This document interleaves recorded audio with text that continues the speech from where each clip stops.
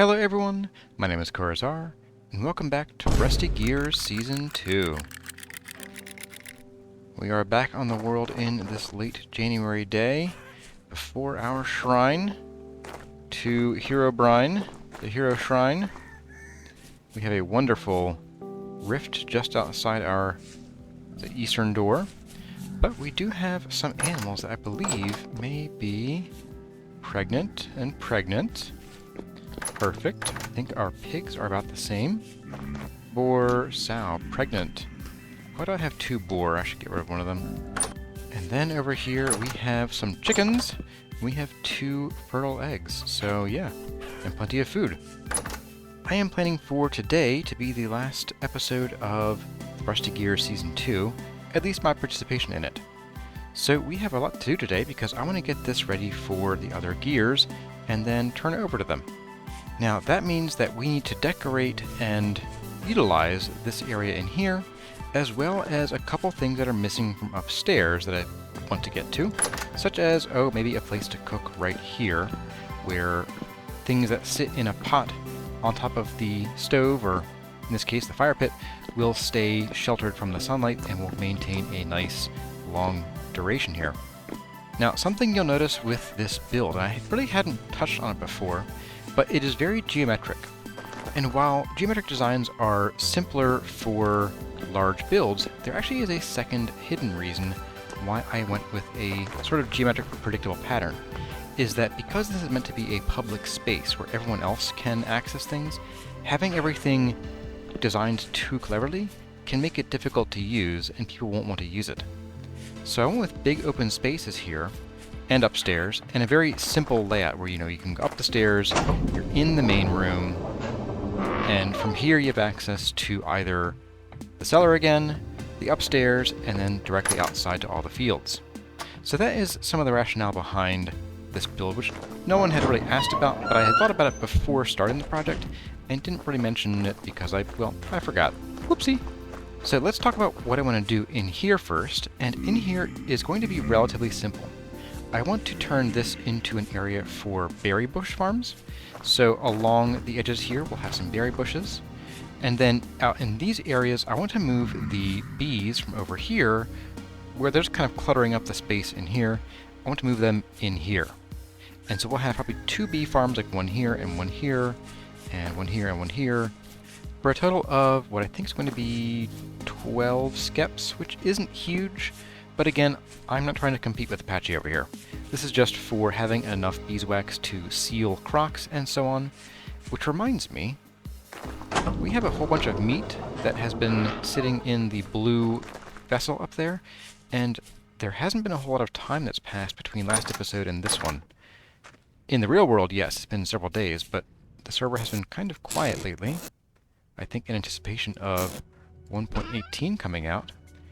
But I think what I want to do is let's grab some firelight, a different color, which should make it stand out a little bit. And let's go make us some kitchen area. And we're going to make us a few meals, some for ourselves, but also to pass on to the other gears as they come through the area. And we have plenty of fat and plenty of beeswax for sealing. That is perfect. Okay, well I'm going to get to cooking. Possibly with another pot if I can find one. Aha! Here we go. Perfect. And I will bring you all back when we have a nice stockpile of well-preserved food stored down here, after we build our little kitchen area. Boop. There we go. Simple, but effective. Okay, with that all ready and done, I could use some more crocs, but we'll do some later. There's plenty of blue clay for that. But it is time to look at the clock, realize it's evening, and let's take the moment to get started on moving some of our bushes and flowers inside. Yeah, we're going to rescue some of these. The rest of them we will break now. And the Cooper's reeds I might move up to these areas up here, so you can sort of just walk through them with a scythe and have a 3 wide path of Cooper's reeds to dig through. Let's get these bushes going. I'll check our other chests for more bushes, see if we have more to add to the list. And then we'll tuck these inside. That's a lot of berries. My goodness. Alright, so we have with us 4 kinds of bushes. We have red currant, black currant, a few white currant, and some blueberry.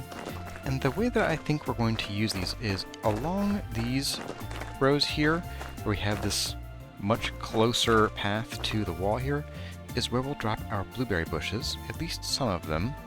Let's do maybe we'll leave a 3 wide gap here, up to about there. We'll do the same over on this side. There we go. And then let's just use a couple in here for decoration to break up some of this extra grass and so on.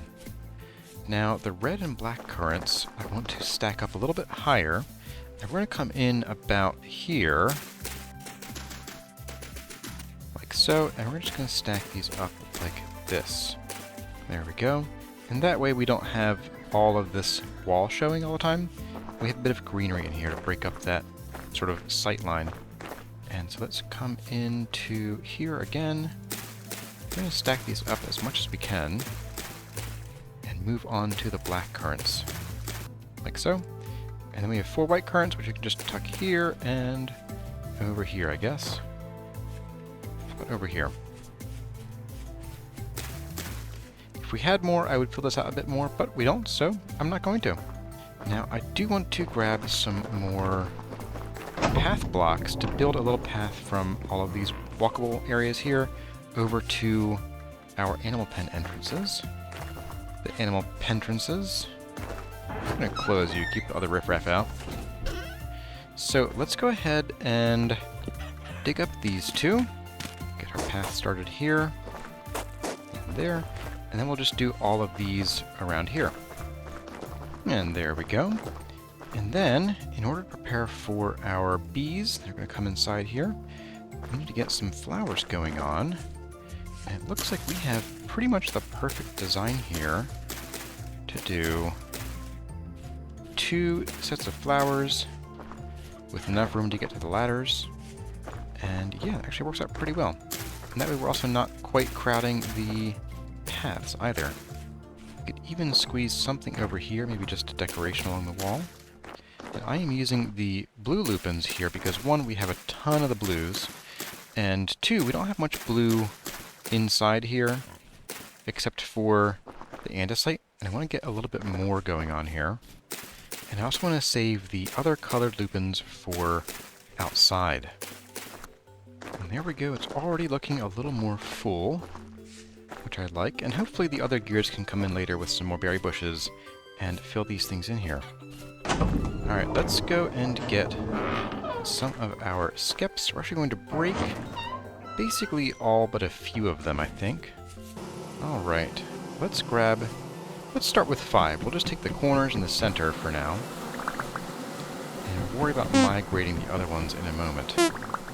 Let's go ahead and we're going to pick up these birch fence posts, and we're going to migrate these inside in the center of each of these circles of lupins. Alright, and now we migrate over our remaining skips one by one and get them onto their posts. Okay, with that done, let's get some fresh skips, put our backpack back. We're going to populate these skips. Now they won't start producing, of course, until it gets warmer out. We can at least start getting the area ready for them. And we'll just get these in place. Alright, let's go clean up out here, and then we will move on to the next task.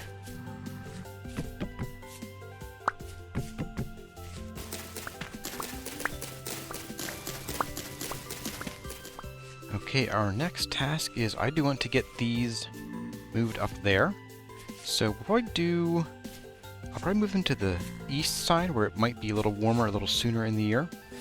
It's time to harvest all of these with the scythe first, and then tear them out with the knife. remember that you can't dig them out by hand without breaking them.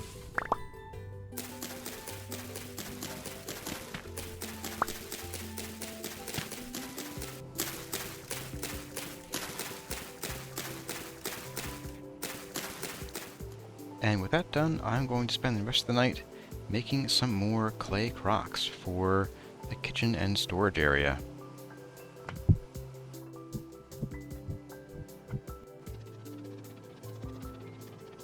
And in the morning, we're going to come in here and we are going to light these suckers up. Alright, with that moving on, let's get to the next thing I want to do. Oh, hello, pigs. I have noticed that all the animals are kind of hanging around here because the troughs just inside are attracting them, which is pretty funny to me. So I think one thing that I really want to get to next is I actually want to move these torches a little bit away from where they are now, for a couple reasons. One is that where they are, they're not quite serving their purpose. They're supposed to help illuminate this area in here, and they do a terrible job of that. And also, they're supposed to help keep at least some of the nasty things from spawning near our house, and they're not really doing that either. And what we're going to do here is, instead of having torches inside, which I could do, but I'm running low on brass plates, so I think what we're going to do is we're going to make 4 more lanterns after we make a few more pieces of glass. There we go. And we're just going to hang some lanterns from just above these doors, just above the pallid bust of Pallas. And that way we'll get the illumination in here that I wanted, which is much better than before, but we also will get some better lighting outside. So I'm going to finish moving all of these torch holders and their torches, and then we'll move on to thing number 17,000. And that next thing I wanted to get to was, I wanted to go and see our good friend Adachi, because I have some gems and gears with me, and I wanted to see if he has any more affordable, and especially if he has any different colored pots that we don't already have. And by pots, I mean clay storage vessels. Hello, Adachi! What do you have for me today, and are you buying anything medium? Ah, here we go. 10 gears for a low potential emerald, not too shabby. And you are selling regular storage vessels for 3 gears each, okay. Volcanic for 17, wow. And honeydew for 5. Now, we already have one of those. I don't want to oversaturate what we have. I almost want to just buy these instead of make them. Yeah, I'll buy one of you, and I'll buy as many of you as I can. Just going to be 3. I could come back with a little bit more. I have some fat. I have some fire clay. I don't have peat. Not really worth the trip. Alright, thank you. Thanks for the neat volcanic one, even though it was really expensive. Oh. We do have peat here. Well. Alright, we got way more than we needed, but here you go. Oh, come on. Don't play this game with me, buddy.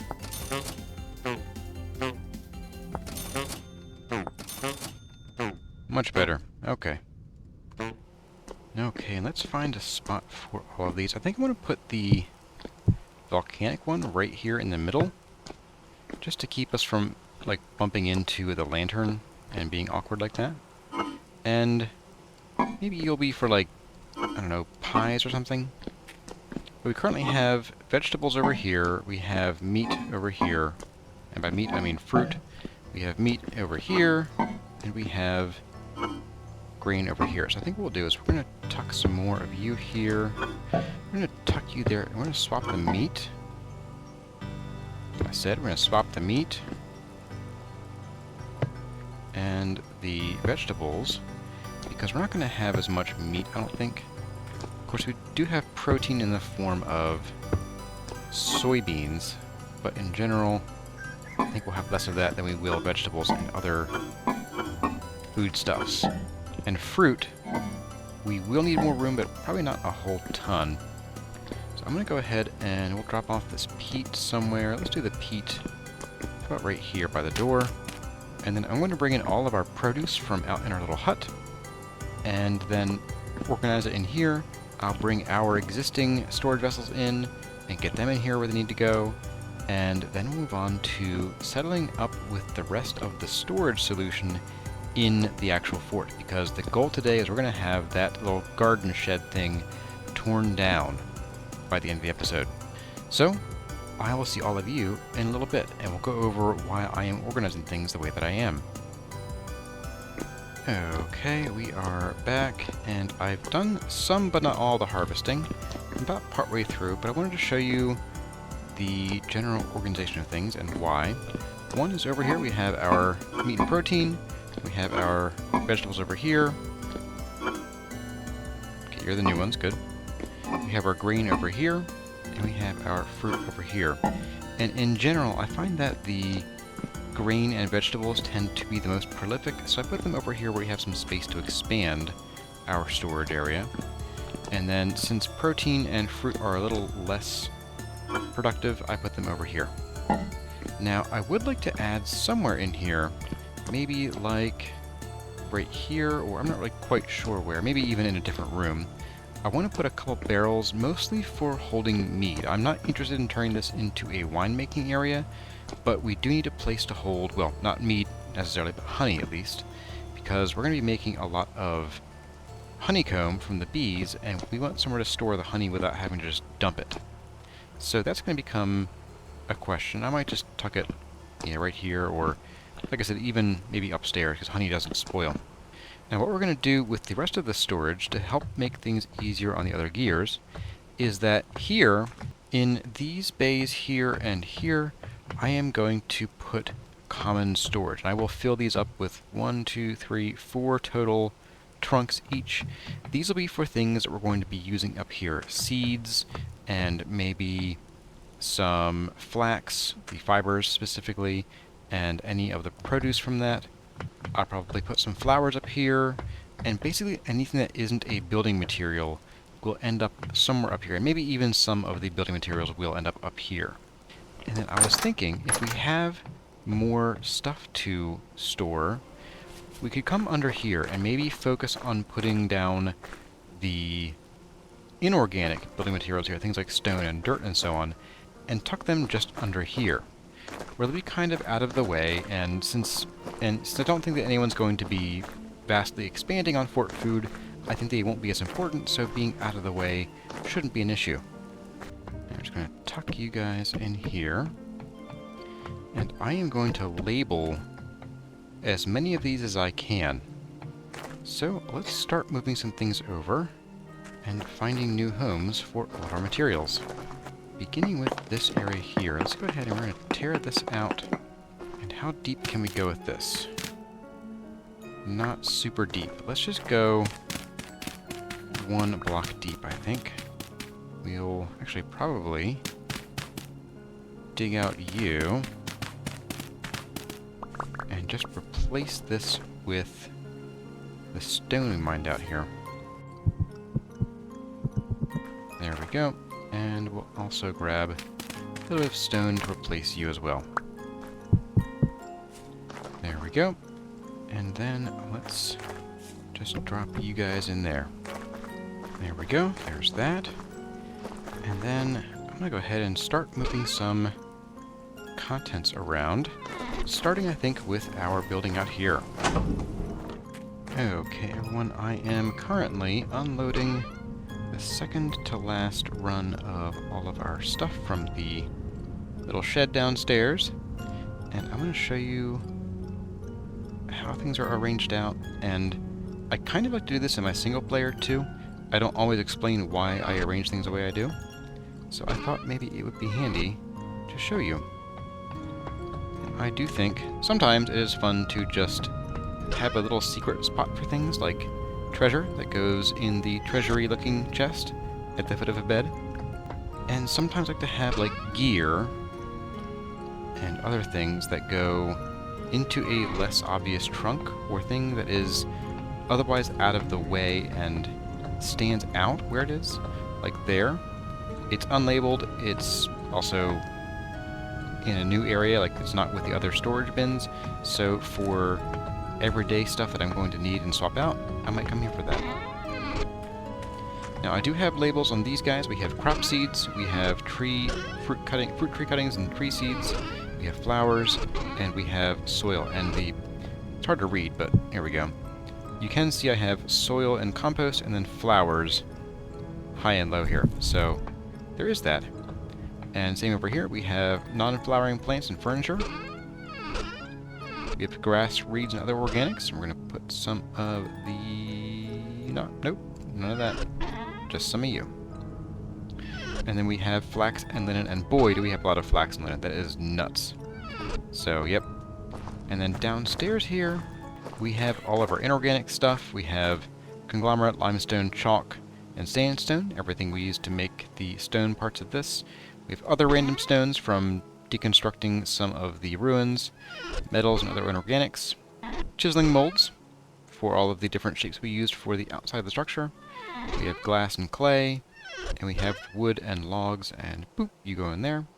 And I try to arrange things in one of two main ways. One, if I have a storage room, like a dedicated one, I'll try to keep all of the similar storage together. And if I don't have a dedicated storage room, then I try to put things kind of as close as I can to where they're going to be used, or to other things that remind me of them. So for instance, up here, I have things that remind me of being outside, and things that are plants, because this is where we do all of our planting, and where we do most of our outside stuff. Whereas down here, I have things that are dedicated to being indoors, underground, and for building the structure we're in. So I have all of those things down here. And then for our little chest upstairs, I have this here, and these here, and I could have used this chest too, but I chose this one. And I have these up here because this is our living space, this is where we might change our clothes. So things that we carry and things that we use and wear go here. Now I believe our clay firing over here is done. Yes, it is. So I'm going to go ahead and take all of these out, and I'm going to try to make as much food as I can and seal it all up and leave it here for the other gears. So I'll see all of you in a little bit. After I do that, I'm also going to take down this pit kiln area because it is ugly, and we want to let everything kind of settle out here. Well, everyone, with everything out of our little hut here, it is time to say a permanent farewell to it. Let's take out the door, and then start taking out everything else. Goodbye, little hut. It served us so well for so long. Probably too long.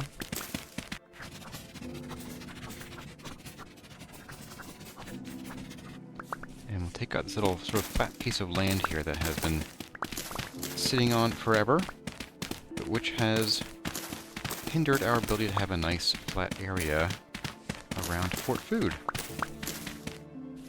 Oh yeah, much better. Alright, the last little bits of business inside the base, I think I want to make a couple barrels here. And that is so that we can put some outside for compost. Let's find a good spot, maybe right along here, to put a couple of these guys. There we are. We can toss in some rot. And maybe even in here we'll tuck a chest for putting in things that are going to rot soon, like all these onions that are spoiling. And then that brings us to our very last thing to do before we turn over Fort Food, is we need to terraform this little area around here, just so that our path doesn't stick out like such a sore thumb. Now it's going to involve a little bit of shoveling and a little bit of placing of dirt. I'm not going to go crazy and try to fill in the whole thing. I am just going to put a veneer over it and hope no one notices. But I will chop down a few of these areas and clear these out, because I think they're a bit of an eyesore on either side of the path here. Alright, and let's get to work. I have brought basically all of the dirt we own And if that isn't enough, then we're done for, I guess. We're done. But here goes nothing. We're going to start by kind of randomly filling these in. I don't want this to be a nice, like, smooth gradient like you'd see on, like, a train tracks. This should be a relatively bumpy, knobbly hill, as if it was just, you know, almost natural, I would say. So I'm going to try to make this as non-regular and non-straight. I guess irregular is the word. Go gadget English major, that's me. And yeah, we'll get this done. I think afterward I'd like to kind of line this with some of the lupins we have left, and then maybe also add in some of the fruit trees that we have, at least the temperate fruit trees. The tropical ones just aren't going to work around here. So I'm going to get to this and get all this done and in, and I will see all of you on the other side. Alright, and as winter begins to grip the land once again, we have a hole in the ground. We now have a pretty done little area here. It definitely looks like we built up the land. That's fine. I just didn't want it to look like it was, like, you know, a railroad. Just fill this in, and we even have a couple blocks of dirt left over. Perfect. So what I wanted to do along here is we have a bunch of extra fruit tree saplings, or cuttings, and I figured we could come through and maybe fill in a couple of these. I want to put these sort of along the road as if there was an orchard here, and I think the ones that die are fine, and that way we'll have this sort of thing of where there used to be just an orchard here, and then as Fort Food grew, the old orchard kind of fell out of favor for the trees up here. So we're going to start these a little bit away from Fort Food. I'm thinking like there. Yeah, we'll do that. And I'm not going to put these exactly even, as if they had grown, you know, slightly differently, and maybe some of them died, but I will put them at least 3 blocks away from the road at all times here. So we'll do that, and we'll do that, and that, and then, yeah, why not? Oh, why are you white? You're pure white. What? What? What's going on here? Okay, anyway. Well, let's get back on track. So this, and that, and that, and this, and this, and some cherry trees. We'll put you a little farther out here, and you're all white. Okay, that's fine. And some pear trees. Put a couple down here too, why not? Oh, just the one, I guess. Okay, so some of these will grow, some of these will die, and that's fine.